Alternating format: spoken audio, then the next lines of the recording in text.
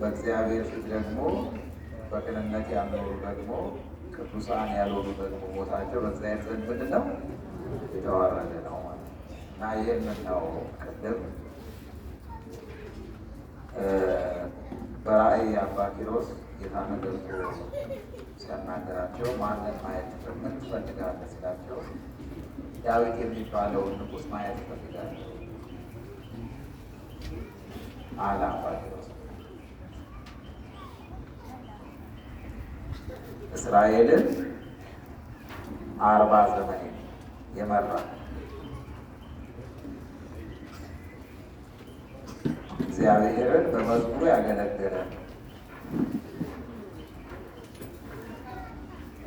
7 ሀብተ ጸጋ ያለው 7 አይነት ስጦታዎች ያለው በበገናው በመሰንቆው በደዌ ዳኛ በአልጋ ቁራኛ የተያዘውን የሚፈውሰውን ንጉሥ ዳዊትን ማየት ይፈልጋል። በ12 ዓመቱ በብላቴናነቱ በእስራኤል ላይ የነገሰውን ዳዊትን ማየት ይፈልጋለሁ በራእዩ። ከዛ ወዲያው መላእክቱ ዳዊትን አመጡት። ይህ እየሆነ ያለው በአጸደ ሥጋ ነው በአጸደ ነፍስ ነው? በአጸደ ሥጋ በአጸደ ነፍስ? በአጸደ ነፍስ። መላእክት ዳዊትን በአጸደ ነፍስ አመጡት ወደ አባ ኪሮስ በራእይ ማለት ነው። ዳዊት በገናውን ይዞ መሰንቆን እያስተካከለ ከመዝሙር ማለት 150 መዝሙር የትኛውን ልዘምርልህ? ዳዊት ስንት ነው? ስንት መዝሙር አለ ላይ? 150 ከ150 ዳዊት የልብ ቅንነት ይባል የለም?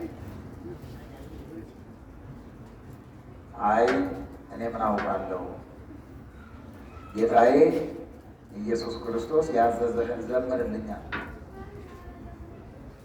እዛ ዳዊት መሰንቆ አምጥቶ አለ የቅዱሳኑ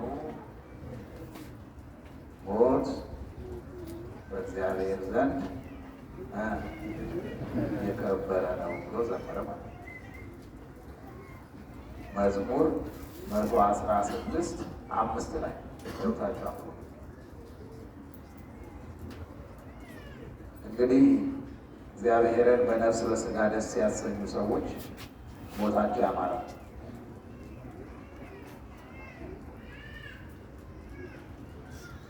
በዚህ በትርጓሜያችን አንድ ታሪክ አለ።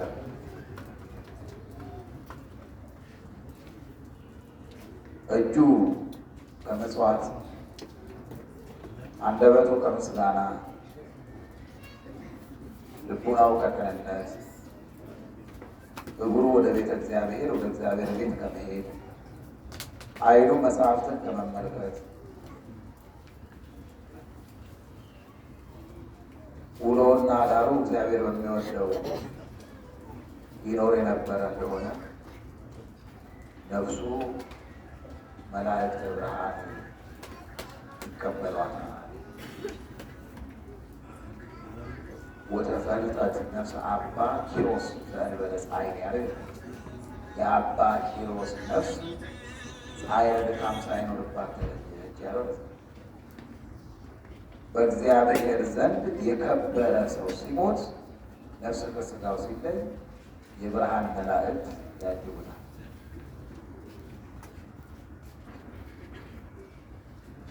የብርሃን መላእክት እቅፍ ያደርጉታል። በማን ፊት የከበረ? በማን ፊት የከበረ?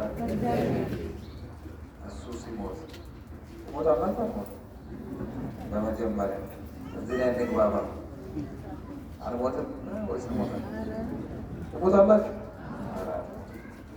አራት ሞት አይ ኑሮ አልሞት። ግን እኮ አኗኗራችን የምንሞት ይመስላል? አይመስልም። የኢትዮጵያ ሕዝብ የሚሞት አይመስልም።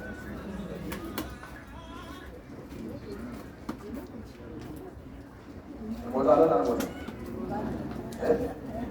ነው ቀዝቀዝ አላችሁ፣ አላመናችሁበትም። ትሞታላችሁ።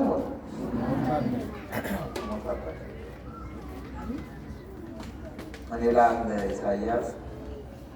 ንሕነ መሬት ወአንተ ገባሬው፣ እኛ መሬት ነን፣ እኛ አፈር ነን፣ አንተ ሰሪያችን ነህ። እኛው ክምር አፈር ታውቃላችሁ? የሰው ልጅ ማለት ክምር አፈር ነው። የተቆለለ አፈር፣ የተቆለለ ጭቃ። የሰው ልጅ ብዙም መኩራራት አያስፈልግም ብዬ፣ ብዙም መበጣጠስ አያስፈልግም። ሀብታም ሆንክ ድሃም ሆንክ የደህና ቤተሰብም ቢሆን ባይኮንም፣ መልክ ቢያምርም ባያምርም፣ ውፍረት ቢኖርም ባይኖርም፣ የሰውነት ቅርጽ ቢያምርም ባያምርም፣ ምንድን ነው መጨረሻው? ምንድን ነው? ሞት አላቸው። ሞት ማለት ምንድን ነው? ትቢያ ነው፣ አፈር ነው።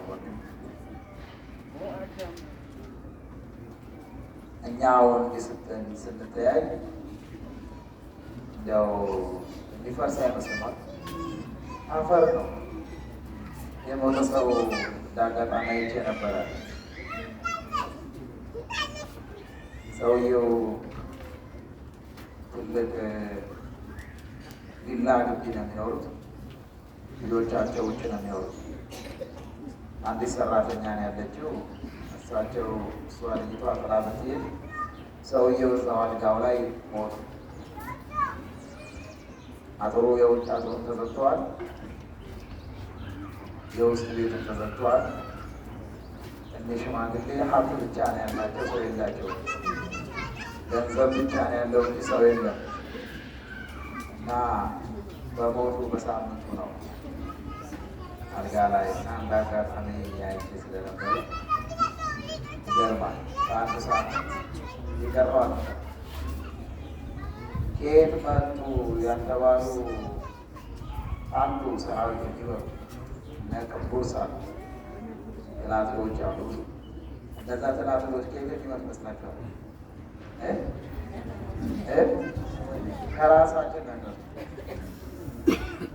ሴሎቻችን በሞት ሲጠፉ ወዲያው እነዛ እኛን ሊበሉ የተዘጋጁ ከራሳችን ይፈጠራሉ። ሌላ ወይ ሌላ የሚበላ የለም፣ ከራሳችን የሚፈጠሩ እና የሰው ልጅ አፈር ነው የተባለው እና ብዙ አትኩራሩ እያለ ደህና ናቸው አለ። አትኩራሩ። አሁን አንዳንድ የኩራሩ ራሱ አይጠፋም። ገንዘቡን እያየ መልኩን እያየ ዝናውን እያየ ወይ ደህና ቤተሰብ ይሆናል፣ ያው ትንሽ ሞቅ ደመቅ ይለው ይሆናል። የለም እንደዛ። ሁሉም ሰው እኩል፣ ሁሉም ሰው አፈር እንሞታለን ማለት ነው። ስለዚህ ተረጋግታችሁ ነው ይሉናል። ብዙም አትደነቁ። ገንዘብ ስላለ ኢትዮጵያ አትርገጡ። ገንዘብ ስለሌለም ወይ ደግሞ ነገሩ ስላልቀጡ ደግሞ አትደነቁ። ረጋ ብላችሁ ቀለል አድርጋችሁ ኑሩ እያልኳችሁ ቢሆን ይሆናል፣ እግዚአብሔር ይመስገን። ባይሆንም ደግሞ አይሆንም፣ ማን ይመስገን እያላችሁ ኑሩ እንጂ ብዙም አትደነቁ በሚሆነው ነገር። እኔ አንዳንድ ጊዜ ብዙ ሰዎች ራስ ምታት ይዛቸው ያለ በቤተ ክርስቲያን ጉዳይ አናታቸው ሲበጠበጥ፣ በሀገሩ በፖለቲካ ጉዳይ አናታቸው ሲበጠበጥ ግርም ይለኛል። ምንም አያስፈልግ፣ መበጥበጡ አያስፈልግ። የራስን ሕይወት ጠብቆ ረጋ ብሎ መኖር አይደለም።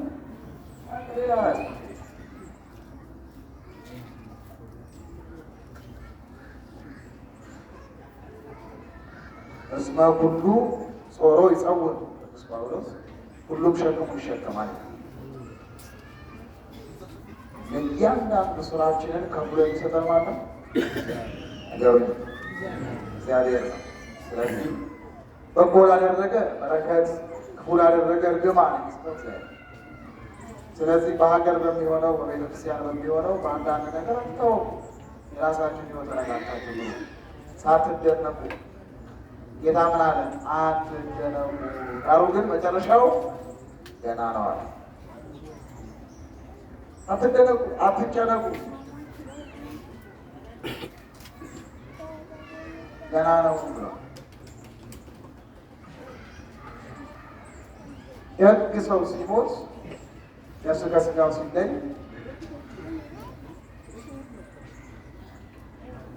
የብርሃን መላእክት ያጅቡታል፣ እቅፍ ድግፍ ያደርጉታል። አስጨነቋችሁ መሰለኝ። ከዚህ ርዕስ ነው አይቅር። ሌላ ደስ የሚል ነገር ወንጌል አስተምራለሁ። አይቅር አልነበራችሁትም እናንተ። አይቅር ተጨነቃችሁ እኮ በስመ አብ። ለማንኛውም በዚህ በኩል ያላችሁን ወደዚህ ወደፊት ለዚህ ጸበል ላይ ተነሱ። በዚህ ያላችሁ መጠለያ ውስጥ ያላችሁ ወደዚህ፣ በዚህም ያላችሁ ሰው ወደ ሰብሰብ ወደፊት ወደዚህ፣ ከላይ ያላችሁ መቅረት የምትችሉ ወደዚህ ሴሮች ጸበል ላይ ስለሆነ